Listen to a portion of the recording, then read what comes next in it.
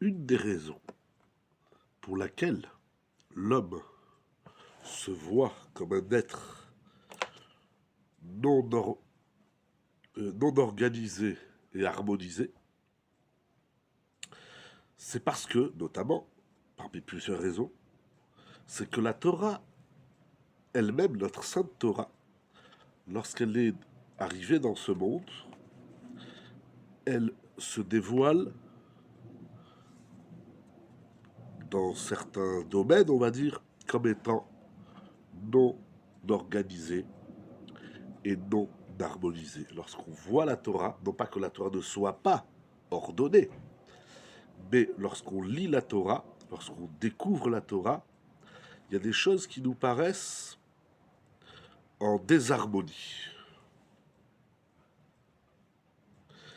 C'est l'homme qui doit faire le travail. C'est comme un puzzle en vérité, c'est comme un puzzle. D'ailleurs, le Rav il va souvent utiliser dans ses livres l'idée du puzzle. C'est comme un puzzle.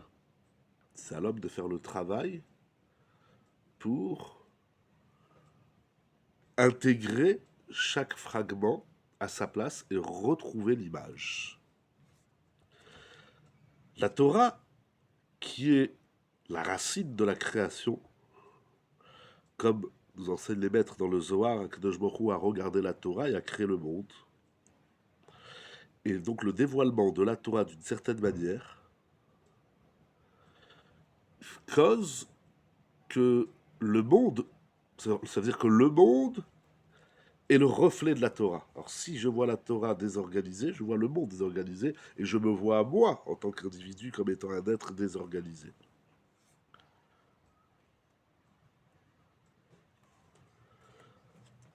Par exemple, il y a certains sfarim, certains livres, dont chaque chapitre n'est pas la suite du précédent.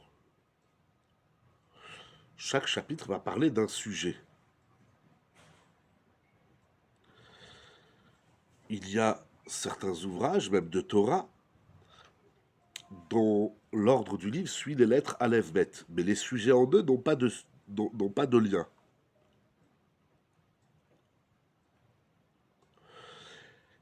Et même si on trouverait des ouvrages qui sont écrits dans un ordre bien précis, on ne va pas lire le chapitre 3 avant le 2, dans la majorité, ces livres n'expliquent pas une voie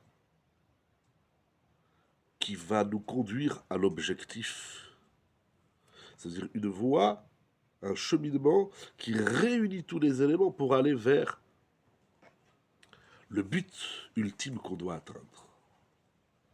On ne voit pas dans le livre, dans le Sefer, on ne voit pas, ne se dévoile pas, on ne voit pas un seul édifice. On voit plein de sujets très intéressants, très importants, mais on ne voit pas le fil conducteur et surtout évolutif du travail. Un coup on travaille ça, après ci, après ça, mais c'est décousu.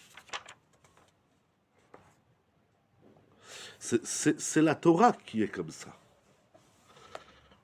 Alors comment se retrouver dans une Torah qui nous paraît désorganisée,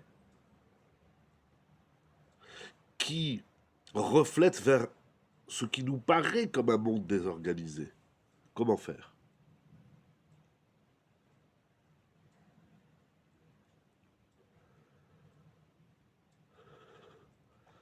Un des livres fondamentaux des plus connus qui fait ce travail de nous expliquer l'ordre des sujets, on ne travaille pas un sujet avant l'autre, etc., c'est le Messilat Yesharim du Ramchal, du Rabbi Moshe Chaim Lutzato. Je fais une petite parenthèse. Notre grand maître Rav Wolbe, Alav Shalom, lorsqu'il a écrit ses livres à l'Échour, il écrit dans l'introduction: je vous demande de lire le livre dans l'ordre et de ne pas passer à un sujet tardif avant le sujet qui l'a précédé. Rav Wolbe a fait ce travail. Rav Wolbe aussi va se baser sur le Messilat Yesharim. Le Messilat Yesharim, c'est la base de ce qu'on appelle l'étude du Moussar, mais aussi de l'organisation de l'être dans ses énergies, dans leurs ramifications, et également l'ordre, tout ça est lié de toutes les façons, l'ordre du service d'Hachem. Donc, vous savez, il y a une question, je suis encore dans ma parenthèse, il y a une question très connue dans les livres de Torah. Lorsqu'une personne fait teshuva, par quoi doit-elle commencer? Par les lois de la pureté familiale, le Shabbat, la cacheroute.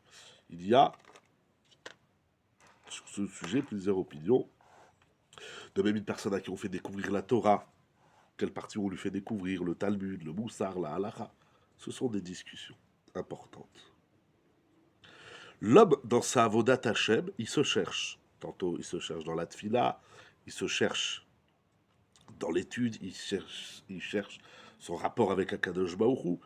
Et plus il avance, plus il entend des notions, il apprend des notions, il découvre des textes sacrés, etc. Mais à un moment donné, il y a une confusion parce que on voit pas obligatoirement le rapport entre les sujets, le lien d'un sujet à l'autre, et c'est une Torah qui avance, mais qui est décousue, qui est désordonnée, et encore moins harmonieuse. Et ça crée beaucoup de problèmes pour l'homme, pour la communauté, pour la société.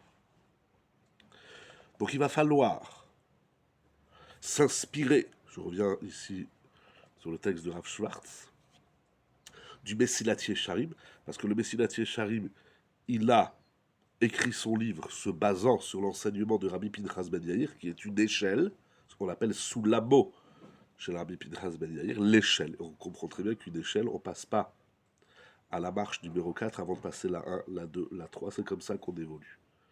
C'est peut-être parce que on n'apprend pas, on ne sait pas, en tout cas le Messilat Yesharim va nous aider à faire ce travail, on continuera Be'ezrat Hashem et on verra la démarche évolutive, donc organisée, harmonisée, du travail du Messilat Yesharim et de la façon dont Rav Schwartz s'en inspire grandement.